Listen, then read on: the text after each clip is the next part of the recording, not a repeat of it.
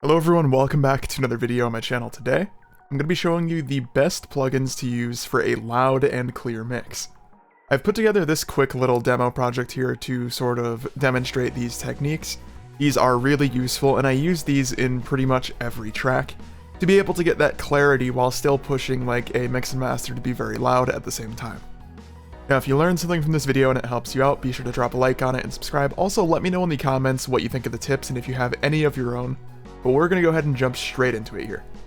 So the first thing I'm going to do for this section of the track, I'm going to grab a hat loop. I'll show you exactly why in a second, but we're just going to grab one from this pack. Something like that will do perfectly. Now the reason I'm grabbing this is because I'm going to demonstrate a technique you could do with saturation to be able to push sounds to go louder. This is super useful, especially when you're getting towards that like final mix stage, because you'll often find if you have something that's really dynamic, and you don't necessarily want it to be that way, it could give you trouble when you're trying to push for loudness.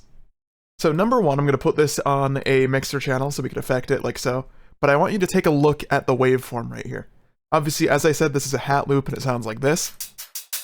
And it looks about how you'd imagine, you know, you have like super spiky transients because some of the hits are very emphasized. And I'm going to be showing you how to kind of dial that in so you can push things to go louder if you wanted to. This isn't something you'll necessarily want to do on hats all the time, but a hat is a great example to demonstrate this on because of the way it looks, and I'm actually going to pull up an oscilloscope so you can see the waveform, so you can see exactly what I'm talking about here. So we're going to solo this, so you could just hear that and nothing else right now. You know, this is what it looks like. We can make it bigger if we wanted, do something like this. That's probably the best way I could demonstrate this. So what I'm actually going to do on the mixer that we have this on, I'm going to open up FabFilter Saturn 2. You don't need to have this plugin, this is just a saturation one. There's a saturation plugin built into Fruity Limiter actually, you could even use if you wanted to do this for free. But I'm going to show you what happens as we saturate this sound. See that now? This is super level. Now I think this is way overdoing it because this has kind of lost its charm.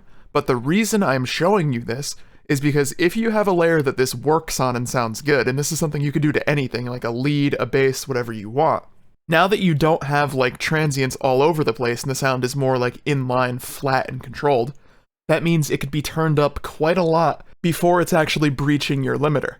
That means, of course, you could push it louder without there being any sort of like distortion artifacts, anything like that. And you'll notice if we compare the two, look at the level over here. This is almost hitting 0 at its loud parts. Whereas over here, it's now at about -12 the whole time, but everything else is still like in line in the same volume. You could also dry wet it if you want to get a little bit of both. Just do this in moderation because it allows you to tame the like unnecessary peaks of certain sounds. Now I did mention this isn't something I would necessarily do on a hat loop like this because the spikes in this one are completely intentional. And you kind of want that because the way it like works with the rest of the drums, those spikes are where you want that emphasis. But as I say, this is just something I wanted to show you on a hat loop specifically because the waveform kind of lends itself well to it. And I'll demonstrate what I mean by like this is how it's supposed to be. We play this with the rest of our drums here like this. It's a bit loud, but you see how it like spikes when you want it to, and it's like meant to sound like that. And of course, if you do that in the context of the mix as well. As I say, it's a bit loud right now, but that's just kind of the groove you want for drum and bass, so it makes sense. The second tool I'm going to be talking about is Clip Shifter. Now, Clip Shifter is a clipping plugin, obviously, and this is a free and paid version they have too. I'm using the free one here. But you could change your clip shape, the attack, harmonics, release, all that good stuff. You could do the mix level if you wanted. And this plugin is super good. I throw it on my masters quite a bit because I really like the sound of it. However, if I were to throw this, say, on that same hat loop, I could show you what this would do. Because clipping is often very desirable. Let's listen to this again. Put Clip Shifter on it. Turn it up. So you could do this if you want. You see, those transients are still super pronounced, like, in the ear, even though everything here is very flat now, like, way too flat. I think this actually sounded better than the saturation, which is funny because this is free. But this, I've clipped it like 16 dB here. And it's a cool way to kind of do the same thing, but clipping is a very noticeable sound I've found. But that's a free plugin, and I'll demonstrate it on something a little more obvious, like Not a Hat, to show you exactly what it does. Let's listen to the bass here. Okay, so we're going to take a look at that waveform as well. See, right now it's pretty flat, but I haven't really done anything distortion or clipping-wise to it. So we're gonna turn this up quite a bit. Okay, so right now it's not really being touched by it yet, but I'll show you what it would sound like if it was.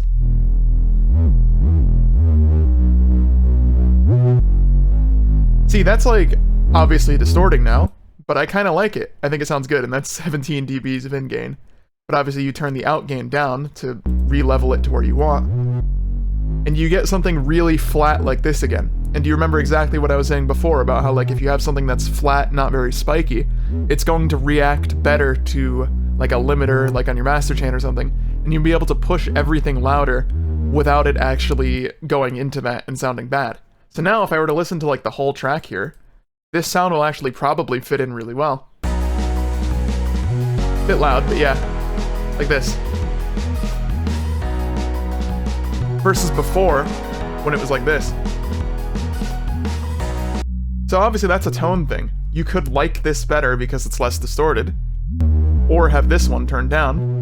And honestly, personally, I like it without for this specific sound, but there are some sounds where that opinion's going to be different, and you're going to like the clipped version better, or saturated, whatever you choose to do.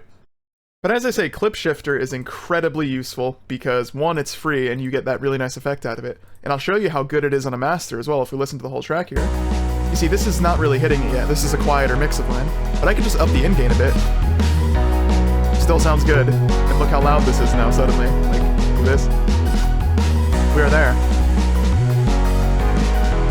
You could just kind of get away with it, I think, especially with dance music and stuff like that. It's very easy to push your masters a bit, and the reason this reacts so well to that is kind of because of what we've done with the leveling out of all my other sounds.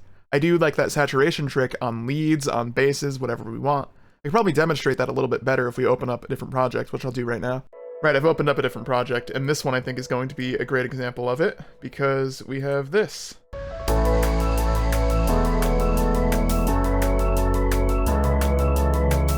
So the reason I open up this one is because we want to take a look at this, which is sort of like a central element, this like piano thing with this one shot. See, look at this here. You see, this is kind of, it's a little bit over the place in terms of level because it's fluctuating quite a bit, especially this one in particular. But let me demonstrate again what we could do with some saturation to just sort of level that down and make it sound good. See this? It's added a little tiny bit of distortion, which you could very clearly hear, but when we unsolo it, kind of disappears. That's something that's super important to keep in mind. When you're doing things like this and you're introducing distortion, you'll often find in the mix itself, that's not really going to be noticeable unless you do it to an insane degree. And now that we've leveled this, it means, again, there's going to be less poking out, it's more of a flat sound, and should this be something that we needed to like push into a limiter or something, it's just going to behave a bit nicer. And that's kind of what I keep in mind when I'm going for loudness. I hope this has helped you out. If you have any questions as well, let me know in the comments. I'd be happy to respond and hopefully help you out if I have the answer to that. But drop a like if you enjoyed and subscribe for more music production content from me. Thank you for watching, and I'll catch you in the next one.